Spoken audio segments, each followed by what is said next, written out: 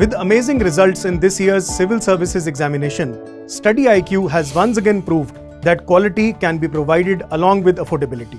हमारे P2I यानी Prelims to Interview 2025 live batch में you will get 1000+ hours की live classes, 1-to-1 mentorship, daily answer writing practice, success in prelims crash course, 18 books covering all GS subjects, interview guidance program, and the most important, mains residential program where all prelims cleared students will be called to Study IQ campus in Delhi at no additional cost.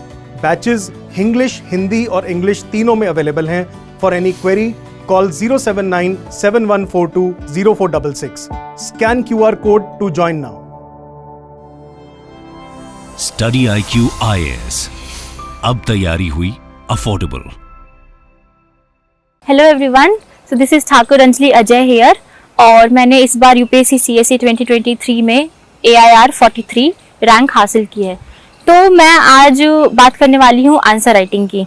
और answer writing जो है वो आपके marksheet का main हिस्सा होता है, क्योंकि 3 स्टेजेस हैं, प्रीलिम्स, मेंस और इंटरव्यू, जिसमें से प्री में रिजेक्शन रेट काफ़ी हाई है, थोड़ा अनप्रेडिक्टेबिलिटी हो जाता है, पेपर चेंज हो रहा है।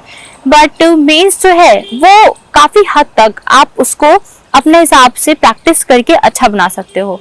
और आपने देखा होगा कि मेंस में अगर बहुत अच्छे स्कोर होते हैं तो इररिस्पेक्टिव ऑफ कैसा इंटरव्यू गया या फिर क्या चीज़ें हुई, आप अच्छा स्कोर कर पाते हो, आप अच्छी रैंक ला पाते हो।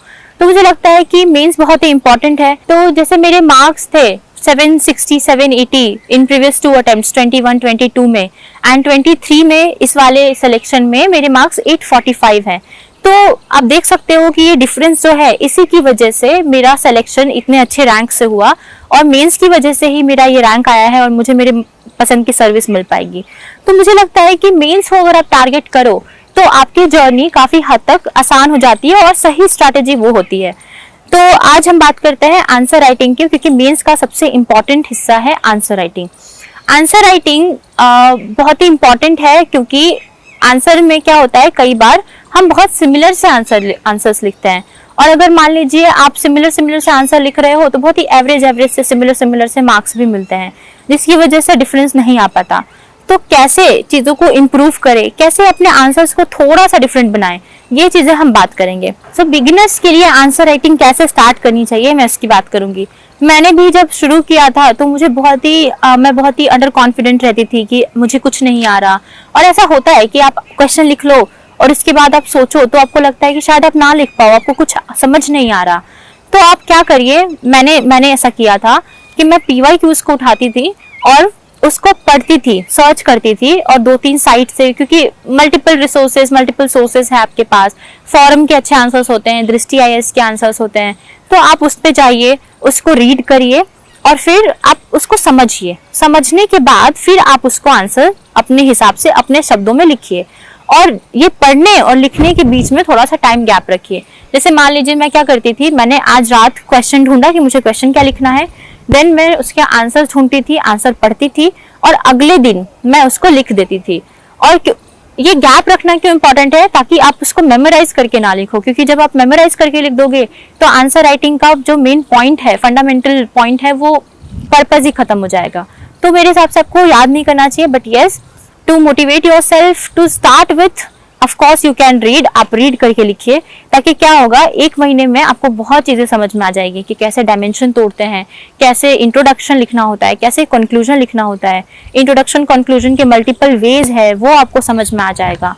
तो to start with, please go and read, आप रीड करके लिखिए, खुद को मोटिवेटेड रखिए, ताकि आप आंसर राइटिंग स्टार्ट कर पाओ, वरना स्टार्ट ही नहीं कर पाओगे। अगर शुरू से ही खुद पे हार्श हो जाओगे कि खुद ही लिखना है वरना क्या पॉइंट हुआ, तो नहीं कर पाओगे। मैं नहीं कर पा रही थी, तो मैंने ये रास्ता अपने लिए चूज किया था। देन जब आप लिखते हो तो वो सिर्फ एक स्टेप कंप्लीट करते हो। दूसरा इंपॉर्टेंट स्टेप क्या होता है, आप उसको लेकर खुद बैठो। Of course you can get it evaluated, किसी से इवैल्यूएट करवा लीजिए, मार्क्स मिल जाएगा, पता चल जाएगा क्या गलतियां हैं। बट प्लीज उसके बाद भी, इवैल्यूएशन हो या ना हो, आप उसके बाद आंसर्स लेकर बैठिए और खुद देखिए कि वो खुद के लिए आपके लिए अपीलिंग है या नहीं। अगर आपको सही लग रहा है तो वो सही होगा मोस्टली, अदरवाइज हमें खुद पता चल जाता है, हमारा कॉन्शियस हमें बता देता है कि बहुत ही खराब आंसर लिखा है, जो मोस्टली ऐसा होता है। तो फिर आप क्या कर सकते हैं, आपने जो 2-3 साइट रेफर किया था उसमें वापस जाइए और उसमें से जो पॉइंट्स आपने मिस किया है या फिर जो कुछ अच्छी चीजें मिस आउट की है उसको वहीं पे ऐड कर दीजिए।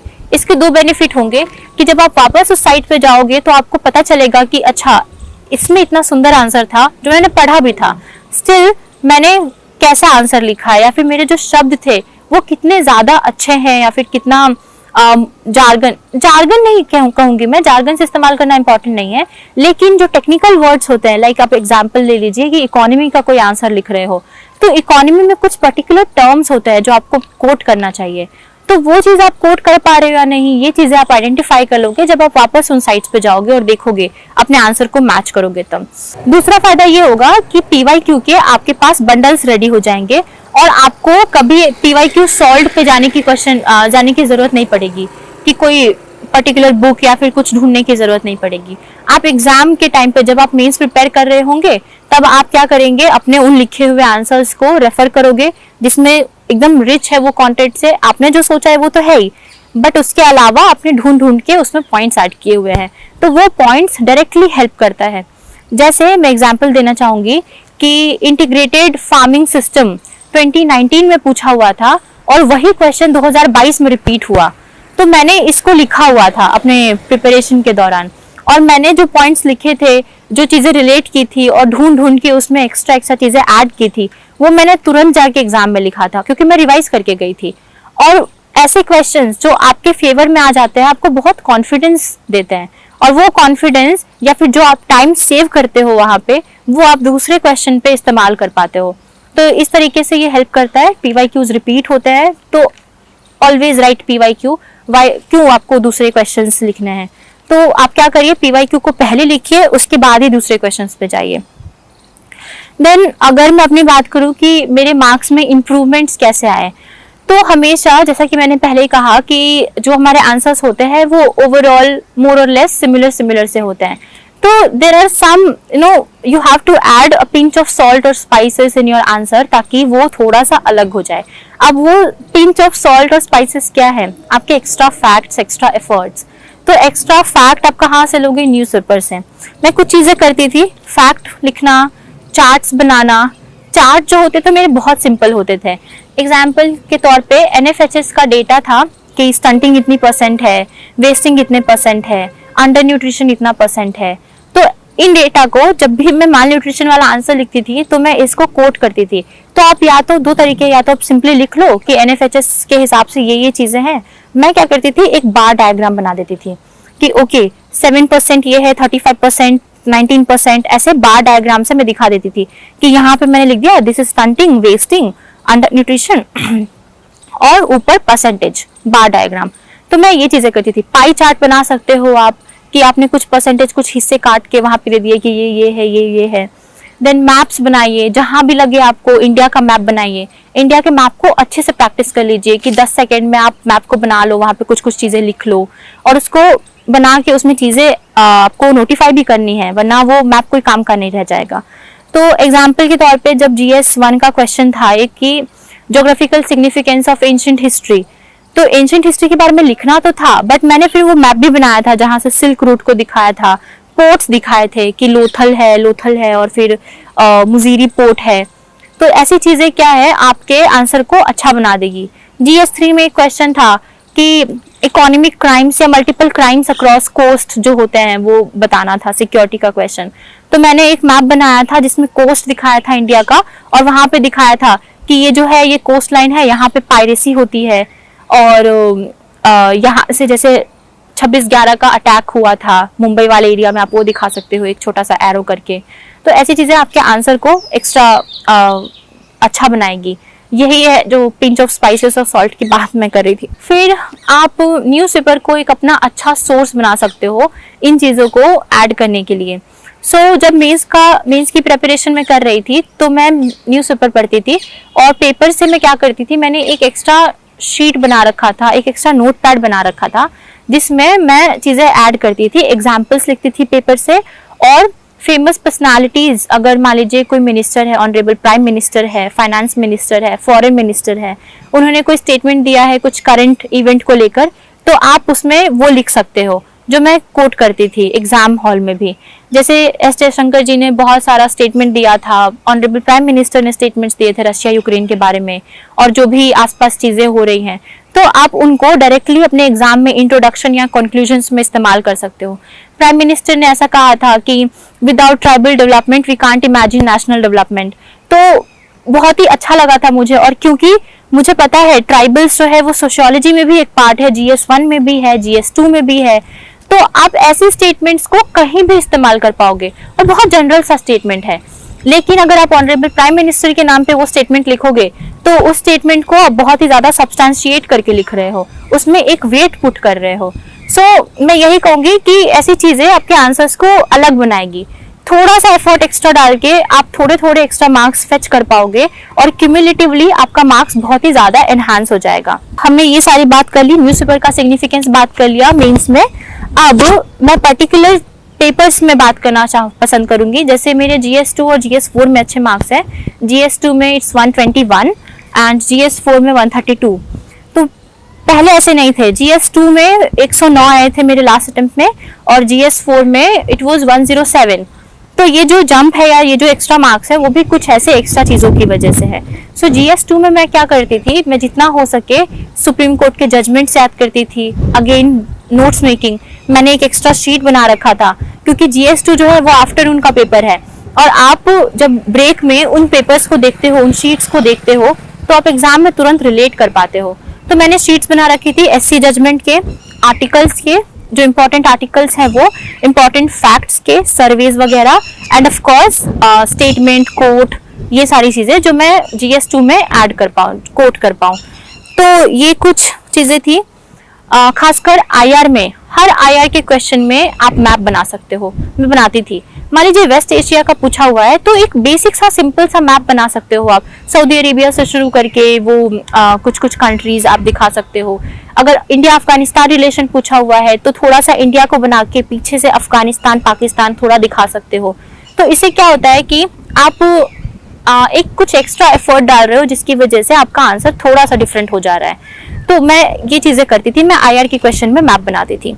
देन GS4 में अगेन GS4 जो है वो सब ऑलमोस्ट सिमिलर लाइन पे लिखते हैं।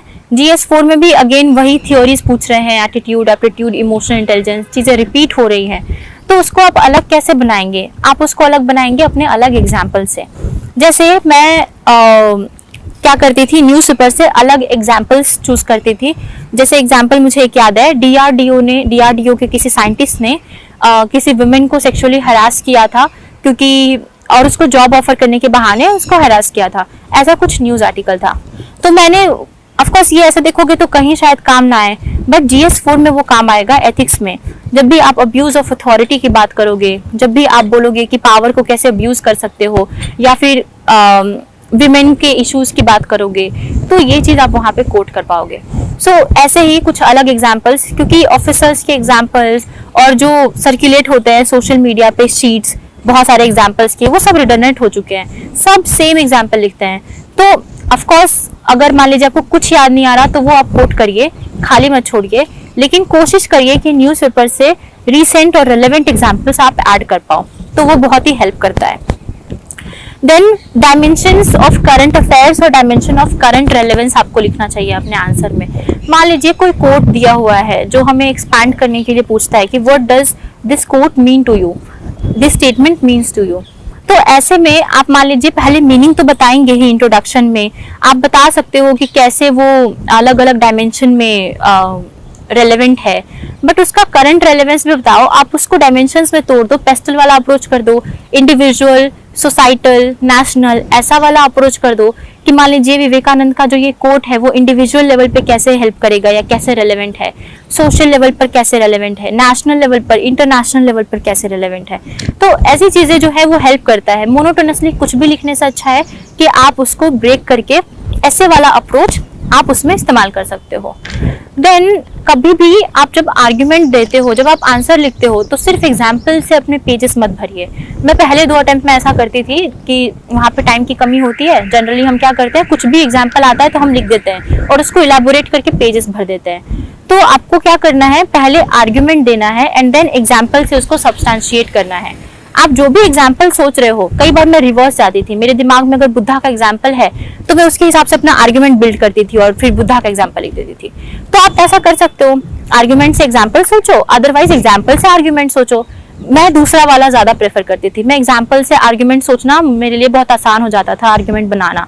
तो ऐसा करना चाहिए आपको, और इसमें क्या होता है कि आप अच्छे से आर्ग्यूमेंट बिल्ड कर पाओगे, एकदम relevant example to the point आप लिख पाओगे, जो बहुत ही अच्छा बनाएगा आपके आंसर को। देन हम जानते हैं एथिक्स में 2 पार्ट होता है, केस स्टडी वाला एंड थ्योरी वाला। तो हम हमेशा क्या करते हैं, ज्यादा मार्क्स कैरी केस स्टडी करता है, तो केस स्टडी को ज्यादा टाइम, ज्यादा एफर्ट देते हैं, और फिर थ्योरी जो है वो कहीं ना कहीं कॉम्प्रोमाइज हो जाती है। तो मैं आपको रिक्वेस्ट करूंगी कि प्लीज केस स्टडी के अलावा थ्योरी पर भी आपको इक्वली ध्यान देना है, तभी आप अच्छे मार्क्स स्कोर कर पाओगे। वरना केस स्टडी मान लो कितना भी अच्छा लिख दो, एक पॉइंट के बाद तो आपको ज्यादा मार्क्स मिलेगा नहीं। अगर वही टाइम आप थ्योरी में इन्वेस्ट कर दोगे तो आपके मार्क्स काफी इंप्रूव हो जाएंगे। सो थ्योरी को अगर आप इक्वल टाइम देते हो तो आपके मार्क्स एनहांस हो सकते हैं, जो मैंने पर्सनली फील किया हुआ है। सो थ्योरी को उतना ही टाइम और एफर्ट दीजिए। And then comes brainstorming. जब मैं प्रिपेयर कर रही थी मेंस के टाइम पर, तो मैं एवरी ऑल्टरनेट डे 1-2 क्वेश्चन लेकर बैठती थी, ब्रेनस्टॉर्म करती थी, स्क्रिबल करती थी, वहां पे एग्जाम्पल्स लिखती थी। मैंने एक टेलीग्राम चैनल था mains answer writing, daily answer writing ethics के लिए, वो ज्वाइन कर लिया था। वहां पे क्वेश्चंस पोस्ट होते थे, तो उन क्वेश्चन को मैं ब्रेनस्टॉर्म करती थी, और कुछ लोग आंसर्स भी पोस्ट करते थे जिसमें कुछ बेस्ट आंसर्स पिन करके रखा जाता था। तो वो बेस्ट आंसर्स को मैं रेफर करती थी, उसमें से जो मुझे अच्छा लगता था, रेलेवेंट लगता था, वो मैं अपने नोट्स में भी ऐड कर देती थी। तो ऐसा करके वो जो 3 महीने का प्रिपरेशन होता है प्री और मेंस के बीच में, मैंने बहुत सारे क्वेश्चंस ब्रेनस्टॉर्म कर लिए थे और बहुत सारी चीजें लिख ली थी। सो एग्जाम हॉल में जाने से पहले मैंने वो चीजें रिवाइज की, क्योंकि ये पेपर जो है एथिक्स का वो आफ्टरनून में होता है, और वहां पे जाने से पहले मैंने वो चीजें रिवाइज करके गई थी, और डायरेक्टली बहुत सारी चीजें मैंने वहां पे रिलेट की थी। सारे एग्जाम्पल्स, कोट्स, और जो भी थिंकर्स या फिर कुछ नाम ऐसे हैं जो पर्सनालिटी के नेम्स है, मैंने वहां पे डायरेक्टली रिलेट करके लिख दिया था। तो ये चीजें बहुत ही हेल्प करती हैं। आंसर राइटिंग में ये जो है सबसे इम्पोर्टेंट था। देन एक छोटा सा चेंज मैंने और किया था कि मैंने पेन बदल लिया था। आप जेल पेन के साथ जा सकते हो, क्योंकि जेल पेन जो है वो थोड़ा सा ज्यादा अच्छा दिखता है, और उससे आप स्पेस को फिल करने में ज्यादा आसानी होती है बॉल पेन के मुकाबले। बट पेन का इतना रोल नहीं होता। ऑफ कोर्स आपके कंटेंट, आपकी हैंडराइटिंग, ये सब ज्यादा मैटर करती है कि आप नीट एंड क्लीन लिख रहे हो या नहीं। बट मेरे केस में सब था।